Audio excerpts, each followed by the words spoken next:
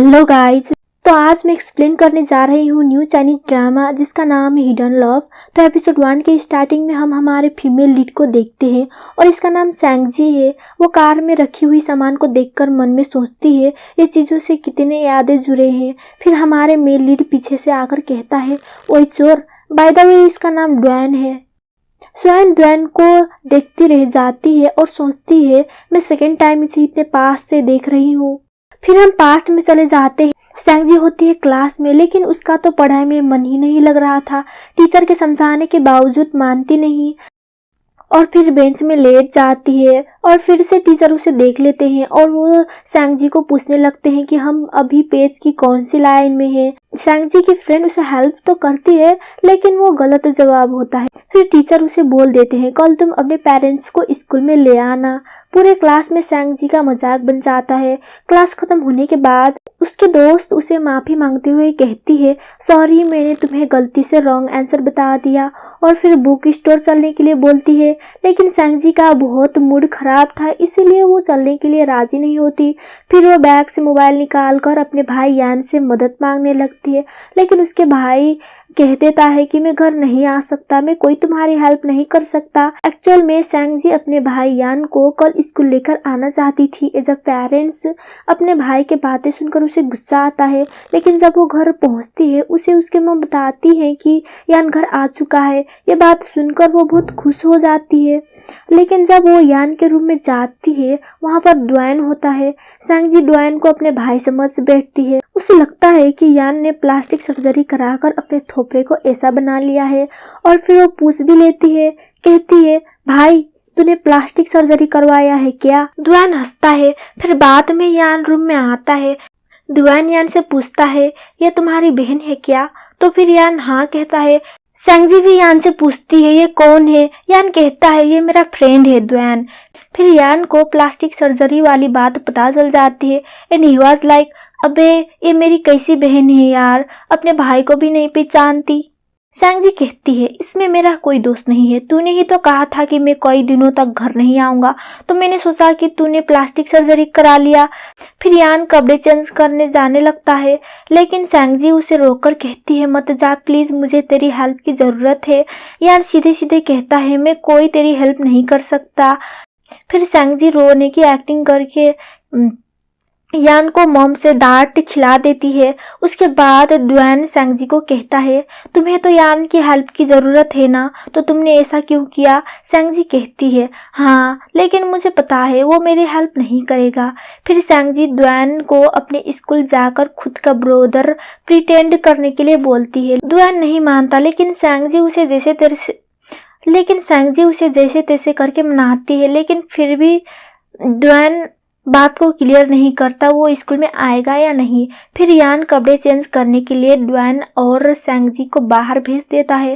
सैंगजी कहती है प्लीज़ मेरी हेल्प कर दीजिए, लेकिन ड्वेन कहता है एक बार अपने भाई को कहकर तो देखो, वो मान जाएगा। लेकिन सैंगजी नहीं बताती क्योंकि उसे डर था कहीं वो मॉम को ना बता दे। फिर यान और डियान बिना डिनर किए जाने लगते हैं। सैंगजी ड्वेन को डिनर करके जाने के लिए बोलती है, लेकिन वो टाल देता है। फिर यान कहता है एक बच्ची जो 8 क्लास में पढ़ती हो उससे बात कर, तुम अपने टाइम वेस्ट क्यों कर रहे हो? ड्वेन कहता है अच्छा तो तुम 8 क्लास में पढ़ती हो, मतलब अभी तुम 14 साल की होगी। सैंगजी कहती है हाँ, लेकिन मेरी हाइट नहीं बढ़ती।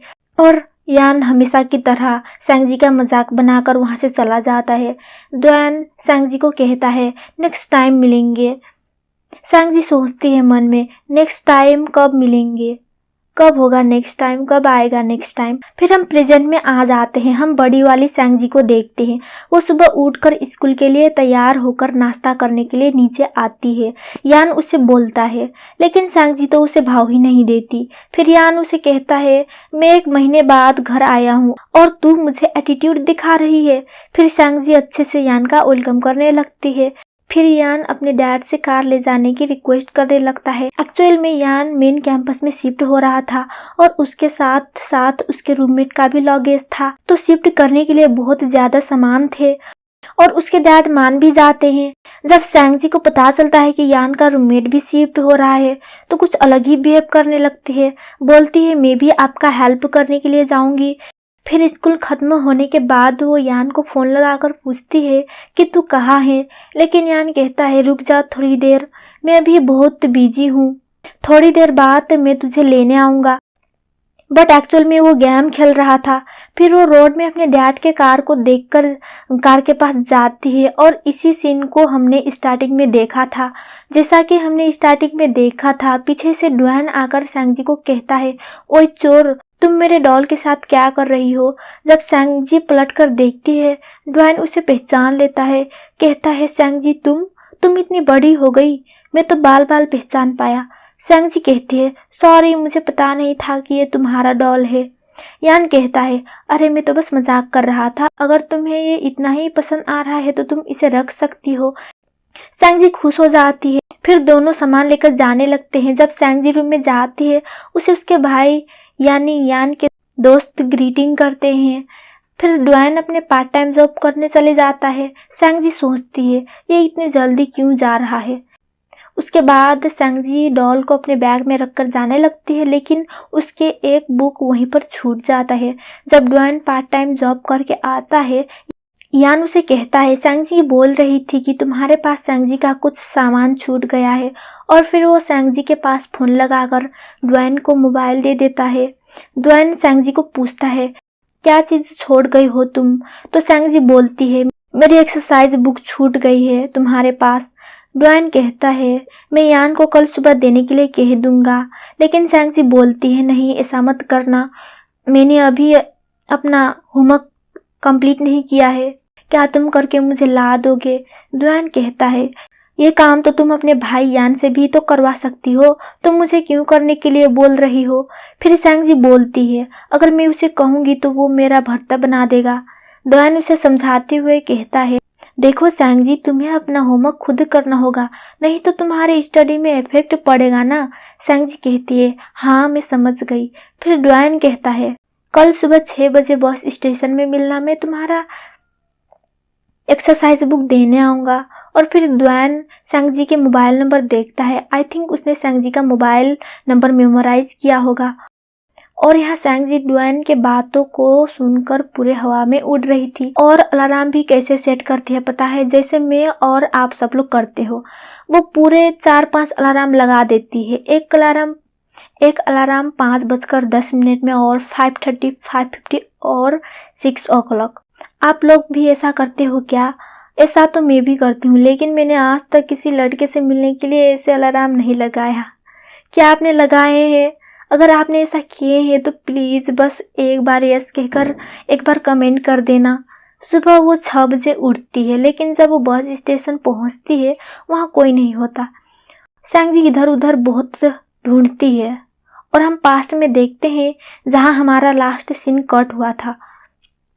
आप भूले तो नहीं, चलो मैं याद दिला देती हूँ। ड्वेन ने छोटी वाली सैंगजी को कहा था कि नेक्स्ट टाइम मिलेंगे, और यही बात सैंगजी पूरे दिन सोचती रहती है, यहाँ तक कि स्कूल में भी। और फिर से उसके टीचर उसे देख लेते हैं। टीचर उसे फिर से डांट देते हैं और सबके सामने फिर से सैंगजी का मजाक बन जाता है। और गाइस, एपिसोड 1 की एंडिंग यहीं पर हो जाती है। अगर मेरी वीडियो अच्छी लगी हो तो गाइस सिर्फ वीडियो को लाइक कर देना और चैनल को सब्सक्राइब करना मत भूलना, क्योंकि गाइस मुझे एक वीडियो बनाना बहुत ही टाइम लगता है और मैं अकेली सब करती हूँ, तो आप समझ ही सकते हैं। ओके बाय, मिलते हैं नेक्स्ट वीडियो में।